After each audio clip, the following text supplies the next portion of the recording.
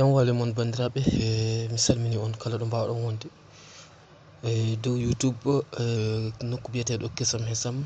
On calminama no fewi, kala baɗɗo abonné kadi weltanama no fewi. Hande won vidéo mo jimmin waɗande en pour que mbawen hen sogde WhatsApp meɗen tawa hay goto wawa nadde e WhatsApp meɗen heeɗo message uji meɗen tawa en belaka. Mbaɗen hen code coken ha tiiɗa tawa ko enen tan mbawi hen nadde. Ko idi fouta fo ko ɗo application kollanmi on, oɗo application coyɗon ɗo on wonɗon no occasion WhatsApp. Oɗo application mo coyɗon ɗon ko oɗo tigui jimmi yewtande on. Ko idi fouta fo en jahan naten gadden WhatsApp o. WhatsApp hoore mum nan naten e nder oɗon application mo kalɗen haala mum no mbaɗo no kannaro ni. Sa wiya nat application o addantuma ko code ko idi fouta fo jiiɗoɗa mbaɗa hen code mo jiɗɗa an hoorema, suɓoto code mo jiɗɗa woni mbawa hen mbaɗa nannam hakke laabi ɗiɗi woni waɗa confirmé nata nder to. Ko idi fouta fo oɗo dow o mbatta activé, sa waɗimo activé jaaha cuɓoɗa dewɗo hen o utiliser une mode à la place de la broche pour débloquer des applications. Mbaɗamo activé oɗoni kadi ko dewɗo hen oɗo seconde aji oɗon dara ɗo 49 secondes. ɗum ɗo ko hono seconde aji ɗi foti sokade. Sa yiiɗi mbaɗa 60 secondes ɗum woni 1 minute, walla kadi gusta tawa anka sa yalti WhatsApp maɗa wota goɗɗo heɗade. Sa yaltimo tan walla sa uddi so sokima hay goto wawa nadde nder application WhatsApp o. ɗoni kadi dewɗo hen oɗo o gonɗo less ɗo o, so jomum badduɗo hen o neɗɗo ɓami portable maɗa caggal maɗa waddi hen laabi ɗiɗi laabi tati, o fotan jomum, o fotan mbadi jomum ndi omo mofta nder ton.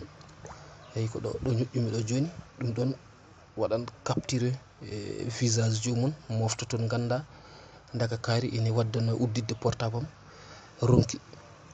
Gonɗo less one kadi ko noon bloquer l'accès aux paramètres.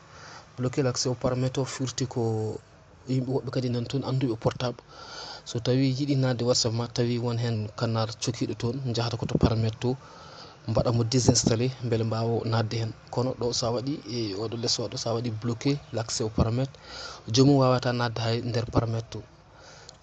Mbaɗen cliquer donc d' accord fewi jehen jalten.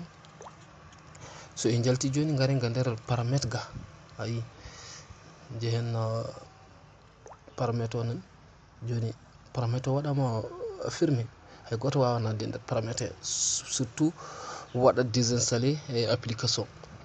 waɗe gandi application sa waddi hen a tampi, sa yeehi to paramètre tan a wawi waddemo désinstallé mbawa wadde accès e kala ɗo portable, walla mbiyen mbawa nadde e portable mo jiɗɗa o. Joni en kollino ɗo mbiɗen wonde ko e nder ɗo tigui kadi kanko mi waɗiri dani ko ɗo gusten seconde aji ɗo ko 47 secondes gusten pour que ça soit un peu rapide 12 secondes.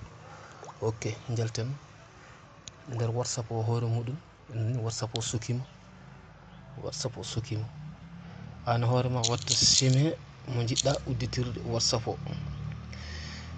Joni sa waɗi code mo jiɗɗa udditirde WhatsApp o tan waɗan noon. Joni min mbiɗa jogui code o kono mi mbaɗanmi ni ɗum ɗo oɗo code o fewani, o foti waɗi ni oɗo code hoore mum o fewani, mais code tigui tigui oni toon joni nani fewani.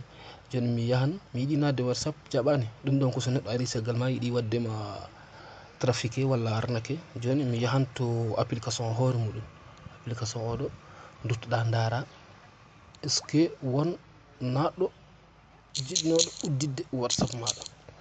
Sa waɗi ni hayɗo kannar oɗo wonɗo kannar less o gonɗo hakkude ɗo natata. Sa nati ɗo kannar o tan wala yi photoji ɗiɗo nde wonno ɗo gonmi ɗo ina niɓɓiɗi seeɗa, eyi ina niɓɓiɗi seeɗa. ɗum ɗo ɓawmi mi waɗi tante ma hakke laabi 5 ko ɗin photoji goni ɗo.